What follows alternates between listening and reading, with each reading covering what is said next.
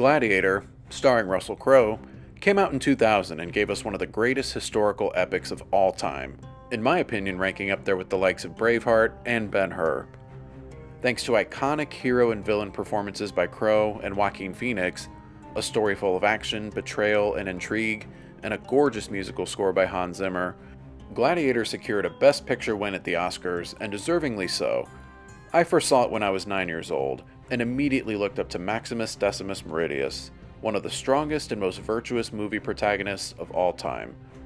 It ended on a bittersweet note, and I don't think anyone expected a sequel, which is why getting one 24 years later was a surprise. Going in, I'd been hearing mixed things about this movie. I had some fears that it would be an unnecessary addition to what I thought was already a perfect story. But I'm pleased to say that Gladiator II is a worthy sequel. While it doesn't quite reach the lofty heights of its predecessor, it does justify its existence by giving us improved visuals, an interesting twist to a familiar story, and a satisfying ending that finishes the thematic journey that began in the first movie. I am going to be talking about heavy spoilers in this review, so if you haven't seen it yet, this is your warning. In this movie, we follow a young man, played by Paul Mescal, who grew up in a northern African kingdom.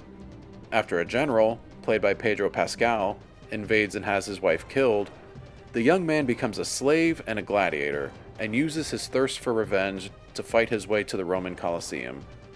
And yes, the first half of this movie definitely hits a lot of the same beats as the original movie. While it wasn't too distracting, it does weaken the story a bit in my mind. That being said, things get really interesting when the young man is revealed to be Lucius, the son of Maximus and the true heir to the Emperor's throne. His mother, played by Connie Nielson, hid him away right after the events of the first movie in fear that someone would target him. Lucius, still mourning his wife, deals with his hatred for the Roman Empire, his mother for leaving him, and the general, who turns out to be married to his mother. Meanwhile, two young brothers rule over the Roman Empire, and honestly I think they're the weakest parts of the movie. It seems like they're both trying too hard to emulate Joaquin Phoenix's Commodus from the first movie, but they come across as too childish and goofy.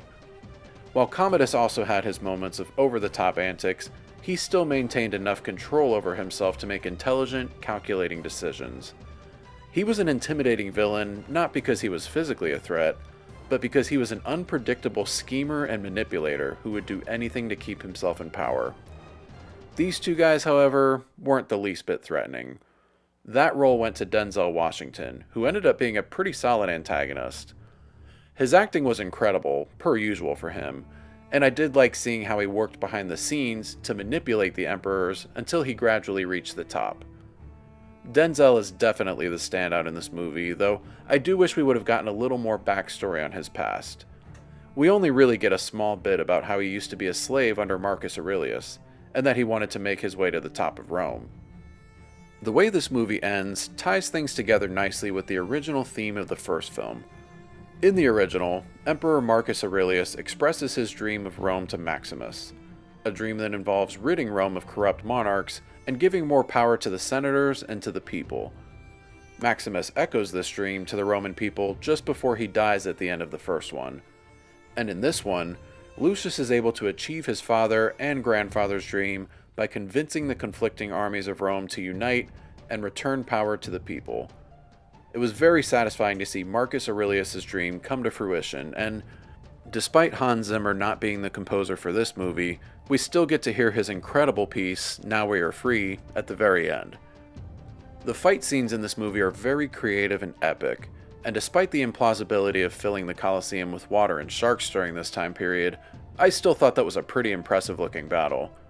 The visuals are also stunning, making Rome look so grand in scale. While the original film's visuals were also well done, it was limited by the technology of its time. Here, Ridley Scott takes full advantage of today's technology and gives us a film that visually looks even more stunning. The only scene I could have done without is the monkeys at the beginning. The CGI on them honestly just made the whole scene look pretty goofy. Just use tigers or lions instead. The last thing I want to mention is the reverence that this film had for its predecessor. It makes sense given that it's the same director, but I still appreciate the original quotes that are referenced in this one, as well as Lucius wearing Maximus's armor for the final battle. While Gladiator II isn't as iconic as the original and has the occasional fault, I still really enjoyed this film. It was epic, entertaining, and a worthy follow-up to the first movie. But let me know what you think in the comments. Do you think Gladiator II is a worthy sequel, or do you think that the first one should have just stood alone? Like and subscribe if you enjoy my content, ring that notification bell. Thanks so much for watching, and I hope y'all have a good one.